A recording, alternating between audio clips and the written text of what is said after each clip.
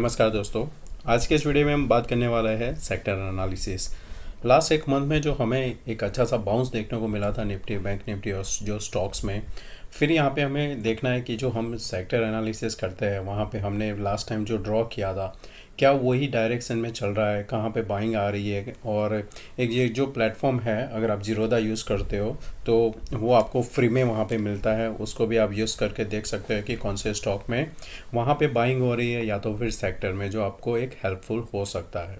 तो शुरू करते हैं हमारा आज का एनालिसिस। दोस्तों, अगर आप इस चैनल पे नए तो सब्सक्राइब जरूर करना, वीडियो पसंद आए तो लाइक एंड शेयर जरूर करना। ये रिसेंटली बिटकॉइन का मैंने दोनों ग्रुप में शेयर किया था कि यहाँ पे एक माइनर रेजिस्टेंस था, उसको ब्रेक करके मेक और ब्रेक के आसपास आया है। हायर चांस रहेगा अभी थोड़े टाइम के लिए यहाँ पे ये इसी रेंज के अंदर सस्टेन कर सकता है, यानी कि 82 300 और नीचे में इसका हो जाएगा 81 800। ये जोन के अंदर ही ट्रेड कर सकता है। ये इसको नीचे ब्रेक कर दिया वापस तो फिर ये 80,800 एंड 500 तक का रास्ता खुल जाता है। तो अगर कोई बिटकॉइन ट्रेड करता है तो उसको आप फॉलो कर सकते हो। अब यहाँ पे हम डेली कर देते हैं और इंडेक्स में ओके। तो पहला हमारा यहाँ पे है ऑटो इंडेक्स। तो ऑटो इंडेक्स में जैसे आप यहाँ पे देखते हो, लास्ट टाइम हमने क्या किया था कि ये हमारा एक नो ट्रेड जोन रहेगा और ये रहेगा सपोर्ट जोन। तो हमने यहाँ पे जो रिवर्सल देखा है, अभी इस जगह पे हमने वापस जाके क्या किया है, होल्ड किया हुआ है। तो ऊपर से एक जो ट्रेंड लाइन बनेगी इस लेवल से आप कर सकते हो, ये एक आपका एक ऊपर के लिए रेजिस्टेंस होगा। अगर यहाँ से आप करते हो फिबोनाची तो ये जोन आपका बनता है 50%।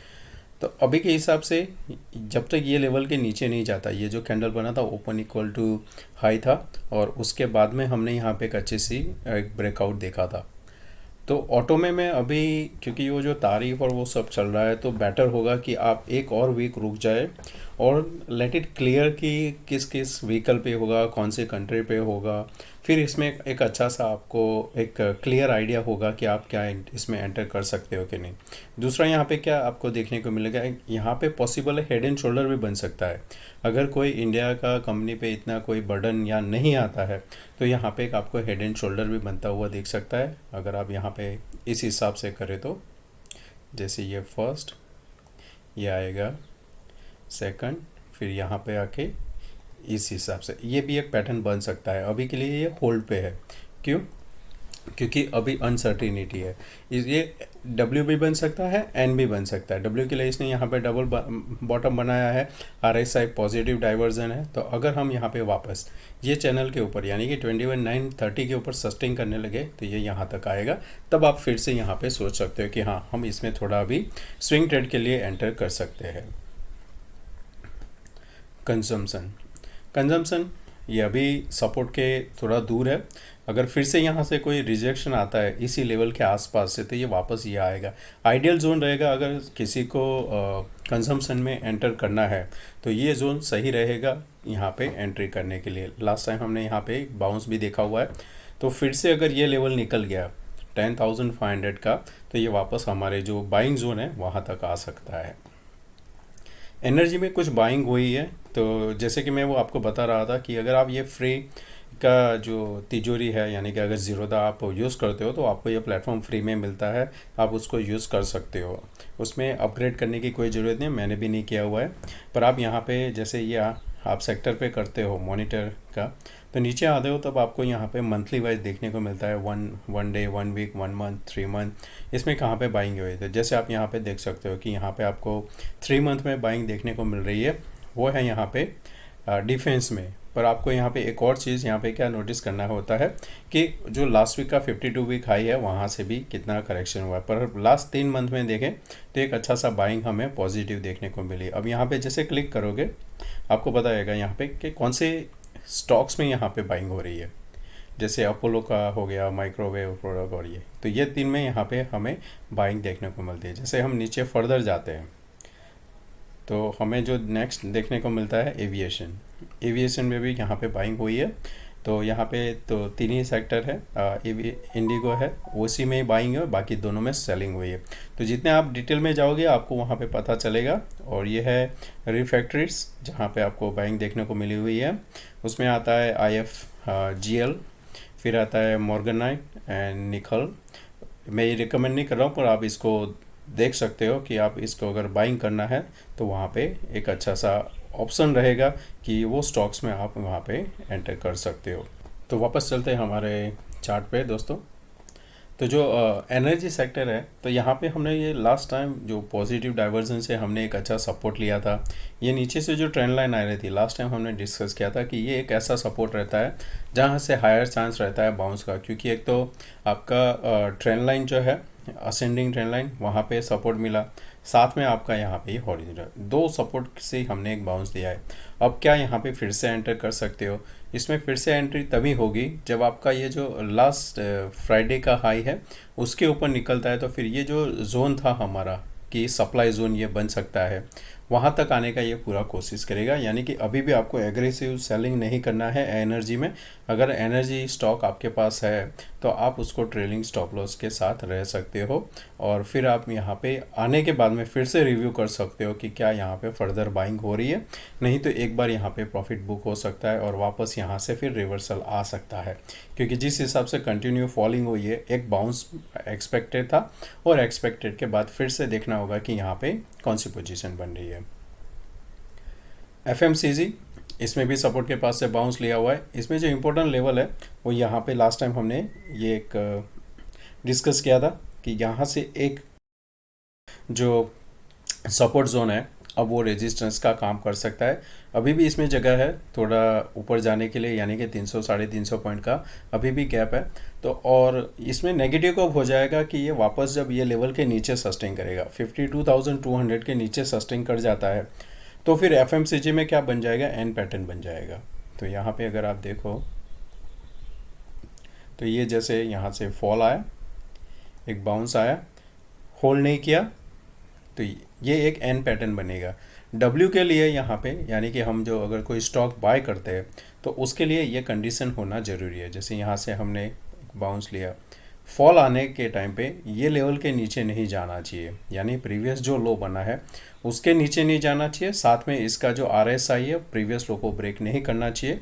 तो एक हमें इस हिसाब से पैटर्न बन सकता है।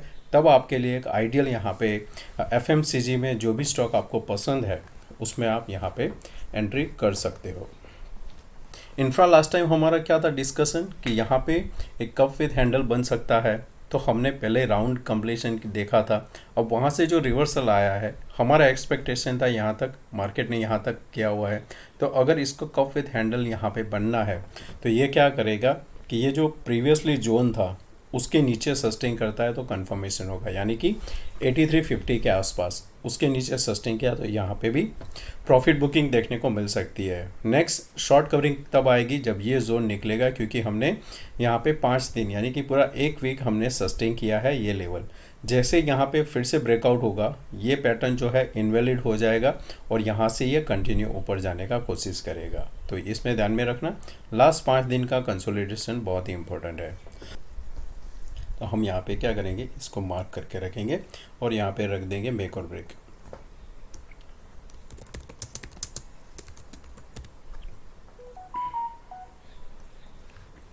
नेक्स्ट आता है आईटी। कंटिन्यू इसमें थोड़ा बेरिशनेस देखने को मिलता है।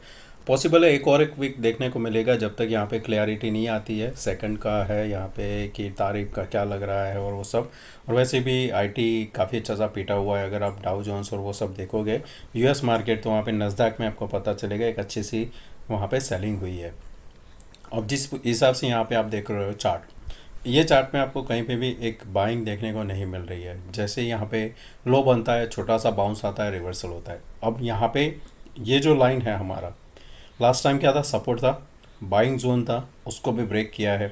अब जब तक इसके ऊपर सस्टेन नहीं करता है, आईटी में बाइंग तो नहीं बनता है, पर एक बार ये लेवल के आसपास मिलता है तो फिर हम स्टॉक में धीरे धीरे करके देख सकते हैं, क्योंकि ये एक जोन है जहाँ पे हमने लास्ट टाइम एक कंसोलिडेशन किया था बिफोर रैली। जो ये रैली स्टार्ट हुई थी ये पॉइंट पे था, तो हम एक्सपेक्ट कर सकते हैं कि यहाँ से एक और बाउंस आ सकता है। तो यहाँ पे क्या नोटिस करना है, जब वापस नीचे की साइड आता है, आपका ये जो लो बना था 15.40 उसको ब्रेक नहीं करता है, हायर चांस रहेगा यहाँ से एक बाउंस आ सकता है। मेटल को थोड़ा अवॉइड करें, वही बेटर है। पर इसमें ये जो ब्रेकआउट आया हुआ है रिटेस्ट किया हुआ है और होल्ड भी कर रहा है, तो शॉर्ट तो नहीं बन रहा है, पर लॉन्ग के लिए भी यहाँ पे बन नहीं रहा है, क्योंकि यहाँ पे एक और सपोर्ट जोन वाला बन रहा है, ये एरिया, ये जोन बन रहा है जहाँ पे हमने फिर लास्ट टाइम कंसोलिडेशन किया, फिर ब्रेकआउट दिया, वापस हमने यहाँ पे रिटेस्ट किया लोअर एंड। अब हम इसी जोन के अंदर वापस आ चुके हैं, जो हमने लास्ट टाइम काफ़ी अच्छा सा टाइम स्पेंड किया था। आइडियल बाइंग कब होगा? ये लेवल पे होगा, या तो फिर यहाँ पे फिर से ये 10,000 के ऊपर सस्टेन करता है, तब एक अच्छा सा रैली होगा। और वो रैली जब यहाँ से होगा, आपको एक कंटिन्यूएशन ऊपर मिलेगा, यानी 11-12 हज़ार तक भी जा सकता है, क्योंकि हमने पूरा टाइम जो यहाँ पे स्पेंड किया है, यहाँ पे मार्च से लेके अभी 1 साल का ये टाइम पीरियड है। 1 साल का टाइम पीरियड जब ब्रेकआउट होता है और उसमें वॉल्यूम सपोर्ट कर देता है मेटल में, एक अच्छा सा रैली वापस देखने को मिलेगा।